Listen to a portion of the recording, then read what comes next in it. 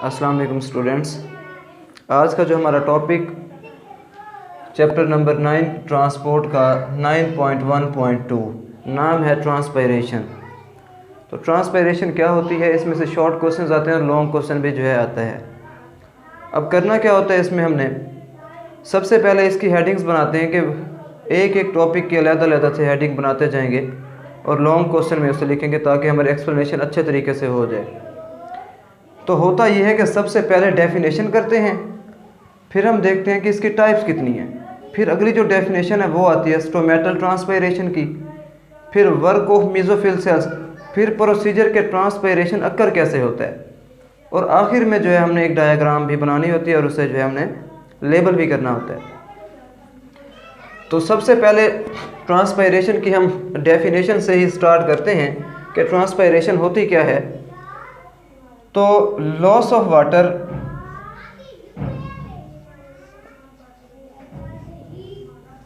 From surface of leaf, surface of leaf, जो leaf है उसकी सरफेस से वाटर का इवेपोरेट हो जाना, इवेपोरेशन इज कॉल्ड ट्रांसपायरेशन। अब अभी हमें पता चल जाएगा कि कैसे जो है ट्रांसपायरेशन होती है जब हम डायग्राम्स बनाएंगे। तो इसकी टाइप्स की बात करते हैं कि ट्रांसपायरेशन होती कितने टाइप की है। तो ये पॉइंट नंबर 2 जो है आता है टाइप्स। तो 2 टाइप्स की होती है, एक होती है स्टोमेटल ट्रांसपायरेशन। अब लीफ की जो सरफेस है उसमें स्टोमेटा होते हैं। स्टोमेटा से क्या होता है कि जो वाटर है वो इवेपोरेट होता है। तो हम इसकी टाइप्स देखेंगे 2। टाइप नंबर 1 जो है वो है स्टोमेटल, और दूसरी हमारे पास है जी lenticels.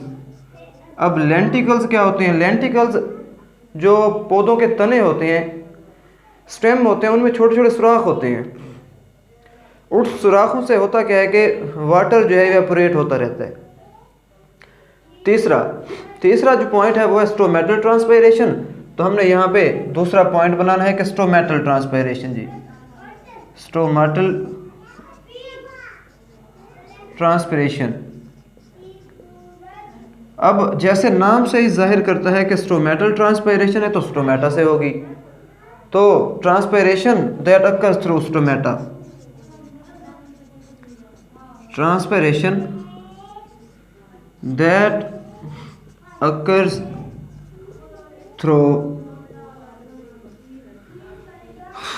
Stomata is called stomatal transpiration. देखें, तीसरा पॉइंट भी हमारे पास जो है हमारा हो गया। और आगे वर्क ऑफ मेसोफिल सेल, ये बड़ा अहम है कि मेसोफिल सेल का वर्क क्या होता है। तो हम अगला पॉइंट बनाएंगे कि वर्क ऑफ मेसोफिल सेल्स।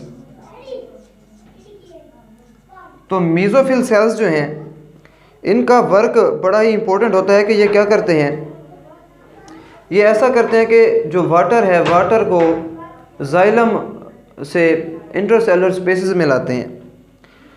तो एक तो ये बात हो गई। जो दूसरी बात है वो ये है कि ये इवेपोरेशन के लिए ज़्यादा से ज़्यादा सरफेस एरिया जो है प्रोवाइड करते हैं। तो हम लिखते हैं कि provide surface area, surface area for evaporation या ट्रांसपायरेशन। ट्रांसपायरेशन लिख दें या इवेपोरेशन लिख दें। उसके बाद प्रोसीजर है कि ये सारा का सारा जो है अक्कर होता कैसे है, कि ट्रांसपायरेशन अक्कर कैसे होते हैं। तो अब हम प्रोसीजर पढ़ने लगे। आप इसका स्क्रीनशॉट लेते हैं तो ले लें, वरना इसे नोट जो है कर लें। तो मैं मिटाने लगा हूँ इसे।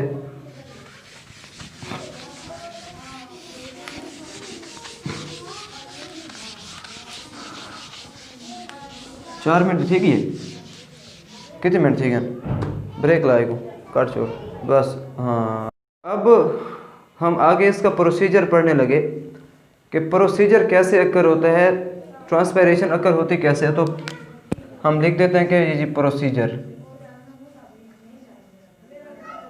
प्रोसीजर में होता यह है कि सबसे पहले जो वाटर है जाइलम सेल में होता है वाटर, हम पिछले टॉपिक में पढ़ चुके। अब जाइलम सेल से जो वाटर है वो उसे मेसोफिल जो है सेल्स में लाया जाता है। तो हम लिखते हैं कि पहला स्टेप जो है water is drawn into mesophyll cells,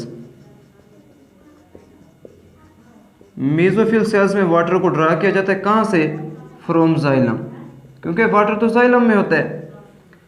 अच्छा, दूसरा ये है कि फिर वाटर इंट्रासेलुलर स्पेसेस में आ जाता है, तो हम लिखते हैं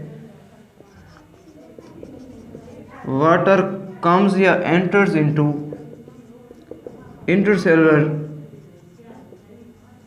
स्पेसेस। और आखिरी पॉइंट सिंपल है कि स्टोमेटा से वाटर ट्रांसपायर हो जाता है, वाटर ट्रांसपायर्स थ्रू स्टोमेटा। तो ये हमारे पास सिंपल सा प्रोसीजर है। उसके बाद आखिरी जो बच गया वो डायग्राम ड्रा करनी है। तो इसके बाद हम डायग्राम ड्रा करेंगे, इन पॉइंट्स को आप नोट करेंगे।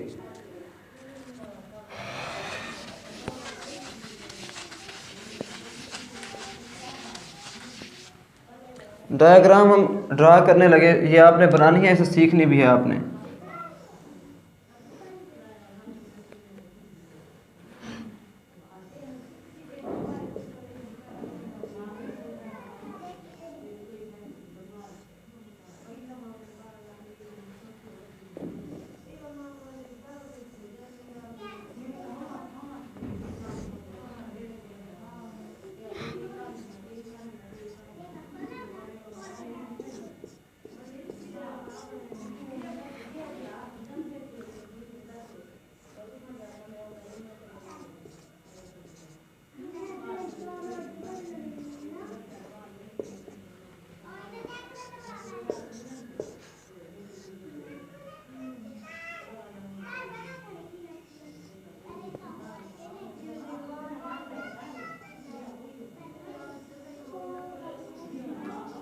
अब हम इसे लेबल करते हैं।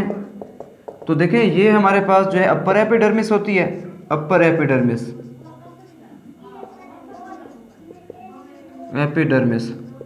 ये हमारे पास जो है होती है लोअर एपिडर्मिस। ये जाइलम सेल्स, ये गार्ड सेल्स, और ये हमारे पास जो है ये मेसोफिल सेल्स जी, मेसोफिल सेल्स। ये हमारे पास इंट्रासेलुलर स्पेसेस जो हैं ये भी मेसोफिल सेल्स हैं। अब देखें, हमने प्रोसीजर में अभी पढ़ा था कि ये जो वाटर है वो जाइलम में होता है। तो वाटर जनाब जाइलम से इधर मूव करता है, वाटर जैसे इधर मूव करता है जाइलम से, तो इन इंट्रासेलुलर स्पेसेस में आ जाता है।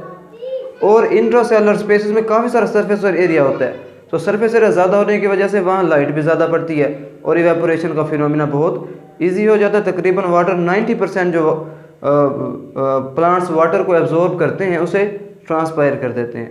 तो ये बहुत इंपॉर्टेंट टॉपिक है, इसमें स्टेप बाय स्टेप आपने याद करना है और डायग्राम भी बनानी है। अल्लाह हाफिज़।